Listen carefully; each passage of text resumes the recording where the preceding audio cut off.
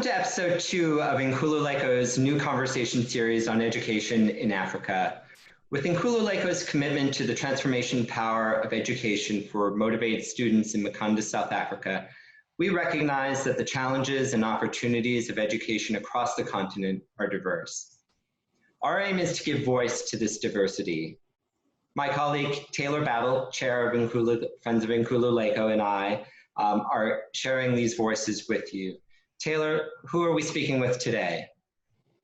So today we have Robert Ondere. He is a native of Kenya who holds a Bachelor of Education Degree of Kenyatta University, Kenya, a Master of Education degree from the University of South Carolina, and a second Master of Science degree in Educational Leadership from Western Governors University in Salt Lake City, Utah. In 2006, at the invitation of FACES, which is the Foreign Academic and Cultural Exchange Services, Robert came to the United States to teach mathematics at a South Carolina high school. Since being in South Carolina, he has been honored with several awards and recognitions. Among them has been the Milken National Educator Award. These awards and recognitions have opened doors for him to work closely and share a stage with exceptionally brilliant educators in the United States and around the world. These interactions triggered an interest in policy analysis, especially in the realm of equity, vulnerability, gender, and race. Robert currently serves as the Vice President of Corporate Relations at the Africa Center for Strategic Progress, where they seek to influence African policy in a wide range of issues. Today, Robert is speaking with us from South Carolina. So Robert, we welcome you. Thank you for joining us today. Thank you. Welcome, Robert. So Robert, where does your journey with promoting the value of education begin? Well, I think the journey began with a reflection of my life. I look back where I came from. I was born in Kibera, one of the poorest places in the whole world. And I managed to get education. I managed to get college education in Kenya, moved to the United States and educated at one of the top colleges here. And I can see what education has done for me. And so that is what triggered the interest in trying to support education for those people that probably are similar to me. Robert, so could you tell us a little bit about the similarities and differences as it relates to education in the United States and your experience teaching in Kenya? Well, I taught at private schools in Kenya before coming to the United States, but a majority of the children in Kenya go to public schools. Even though the government has a policy that there is free primary education, parents still have to pay to take their children to school.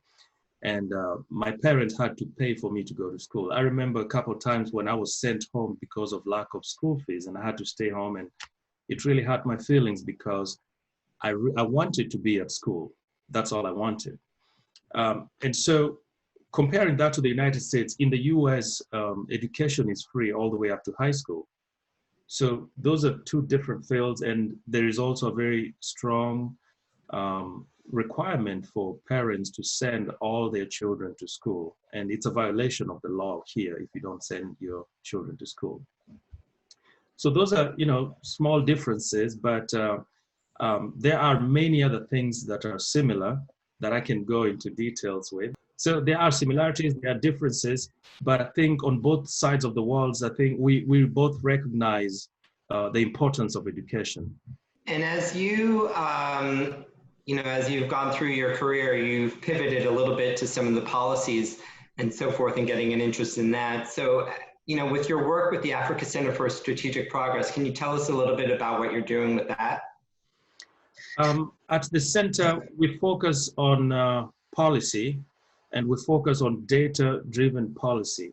So we have a lot of representatives on the ground in Africa, and we're still growing. We ask these folks to do research on certain themes, and that research is held by the center, and we use that to leverage policies that would support education, especially for vulnerable people, especially for people that are traditionally marginalized or disadvantaged. So we have a lot of research fellows on the ground. We also have a lot of professors and people that have done remarkable jobs around the rim of providing education and policy analysis to try and support what we do.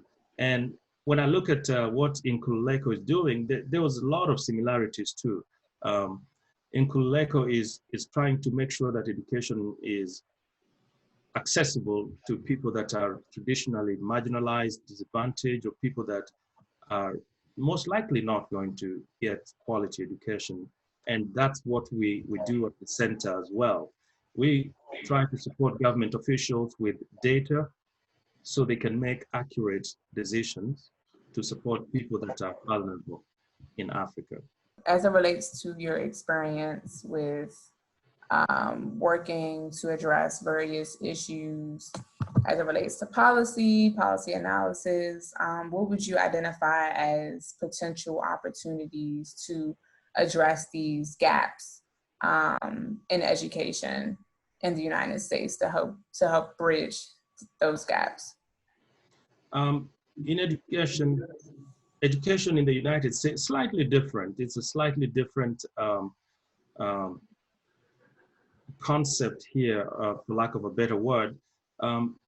When I think of the United States, one of the things that really jumps to my mind is funding for education.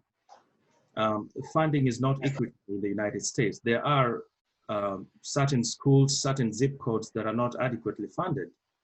And then there are certain zip codes that have such a strong revenue base. And so that revenue translates to, facilities in schools and infrastructure development. And that is so different from what happens in Africa.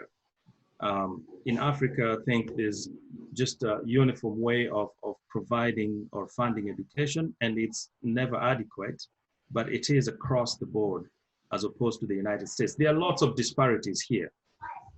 And in Africa, we don't deal with those kind of disparities. We just deal with underfunding. We deal with,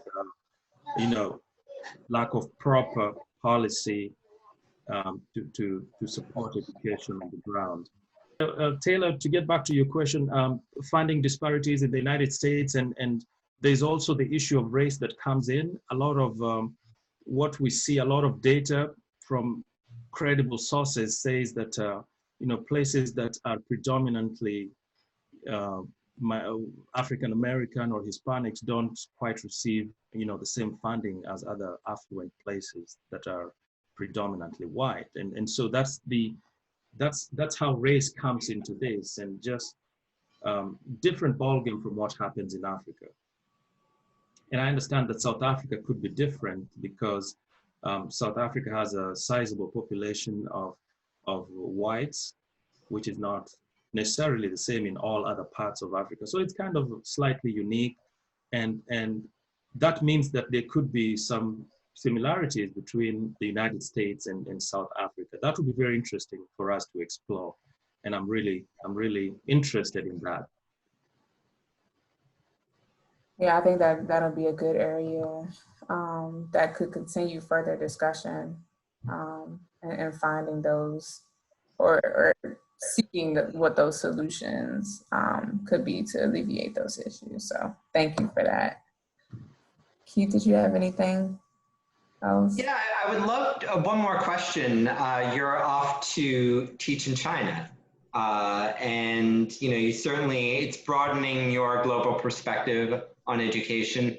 What, as you go to China, I mean, what is your mindset in terms of expanding on, the thought on global education, and how do you think that's going to inform you? What are some of your expectations or some of your hopes? I'm going to China with a very open mind. When I was leaving Africa, one of the things that was at the back of my mind was to try and understand education policy in the United States and compare that to Africa. And then this opportunity comes up for me to try and understand what's happening with education for about 1 billion people in China. So I'm going to China without any expectations. I'm going to China with a very open slate to start afresh and try to make sense of what they do to support education, especially education in the public sector, not just private, because private is sometimes, you know, for a few select people that are privileged, if you may say so. So I want to really focus on public education in China and try to see how that is different from the United States and also different from Africa. And I took on this opportunity because it will really expand my horizons in trying to make sense of education. It will also be an asset for me when I start discussions with folks on, you know, education policy in Africa, because I will be informed about education in the US and education in China. That is a pretty good size to draw from. Absolutely. Well, we hope that you'll be able to speak with us after you settle in from China and give us some first thoughts, you know, as some weeks and months go by. Well, thank you so much, Robert, for being here. You know, for the folks out there, you know, there'll be links to the Africa Center for Strategic Progress and Inkululeko with this video. So please click on those and to find out more. Thank you again. Thank you, Robert. Thanks for having us. Thank you for having me.